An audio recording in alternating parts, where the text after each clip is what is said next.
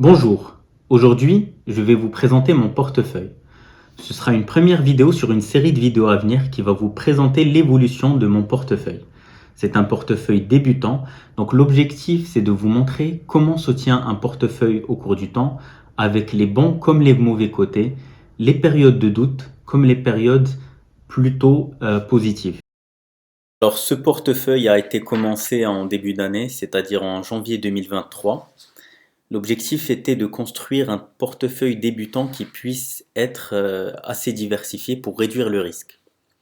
Donc on le voit très bien quand on regarde le graphique de la répartition des investissements. On voit que les actions qui ont été achetées, elles sont relativement proportionnelles, où il n'y a pas une action qui va prendre beaucoup plus de part au niveau de la distribution qu'une autre. Il est aussi diversifié par rapport au secteur. C'est-à-dire que l'objectif, c'était de ne pas investir sur quelques secteurs, mais d'avoir un peu un pied sur tous les types de secteurs possibles pour pouvoir balancer en fonction des périodes de crise ou les périodes comme actuellement inflationnistes et pouvoir rééquilibrer un peu le portefeuille en fonction des actions qui baissent ou qui augmentent.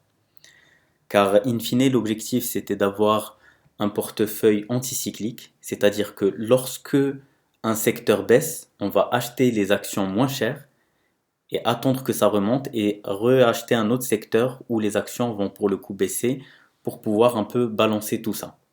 Parce que l'objectif, c'est d'acheter des actions à un prix moindre et qu'elles puissent prendre de la valeur au cours du temps. Donc au niveau des secteurs, on est un peu partout, avec bien sûr une prépondérance par rapport au secteur de la communication, au secteur aussi de la consommation discrétionnaire. On a aussi, ici on voit qu'on a le secteur aussi des technologies, parce que c'est des secteurs où on a beaucoup plus d'actions.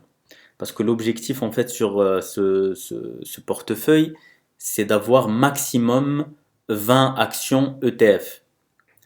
L'idéal, ce serait de ne pas dépasser les 16-17 actions ETF, avec chaque action qui ne dépasse pas les 5 maximum 10% de la valeur du portefeuille global. Bon, là, le portefeuille vient de commencer, donc forcément, si on achète une valeur assez haute, ça va apparaître nettement. Mais l'objectif, in fine, c'est qu'une fois qu'on va avoir un montant beaucoup plus important qui sera investi, ce sera de le développer. Et surtout de ne pas dépasser 20% par secteur in fine également. Alors aujourd'hui, c'est un portefeuille, on va dire hybride, avec une partie d'actions à croissance. Je pense notamment à Google, Alphabet, donc il va y avoir aussi Meta, donc Facebook, Microsoft, Apple, Amazon, Tesla aussi. Et donc, c'est des actions qui vont être à croissance, c'est-à-dire qu'elles vont prendre de la valeur énormément et très rapidement au cours du temps. A contrario, c'est des valeurs qui vont être volatiles. Donc, en période de crise, elles peuvent être amenées à baisser énormément. Mais l'objectif, c'est très de gonfler le portefeuille le plus vite possible et basculer progressivement, une fois qu'on aura une valeur de portefeuille plus importante, vers des actions à dividendes pour avoir une rente passive. J'ai déjà commencé donc sur ce portefeuille à investir sur des actions à dividendes. Bon, aujourd'hui, elles ne représentent pas beaucoup par rapport au portefeuille. On a plutôt sur 16 actions, on en a 11 qui sont à dividendes, ce qui représente une moyenne de dividendes perçus par mois de 14 euros, avec sur l'année 171 euros. On voit ici que le portefeuille, quand il a été commencé en janvier, avec une faible proportion de dividendes perçus. Ici, c'est les dividendes nets, ce ne sont pas les dividendes bruts. Donc c'est après l'imposition américaine.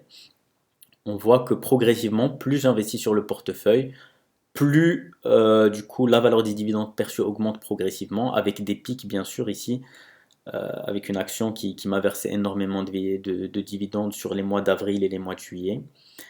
Et on voit aussi que on va essayer, enfin, à moyen terme, du coup, d'équilibrer un peu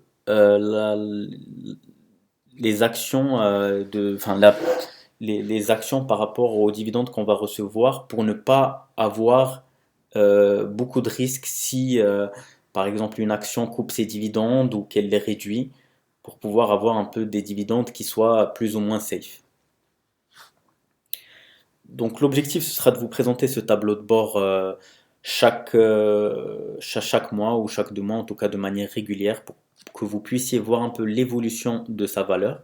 Parce qu'aujourd'hui, il a une valeur d'un peu plus de 6 000 euros, et de voir comment ce portefeuille, au cours du temps, va progresser, va évoluer, avec forcément des périodes de baisse, des périodes d'augmentation, et surtout voir un peu comment il va être agencé en fonction du contexte.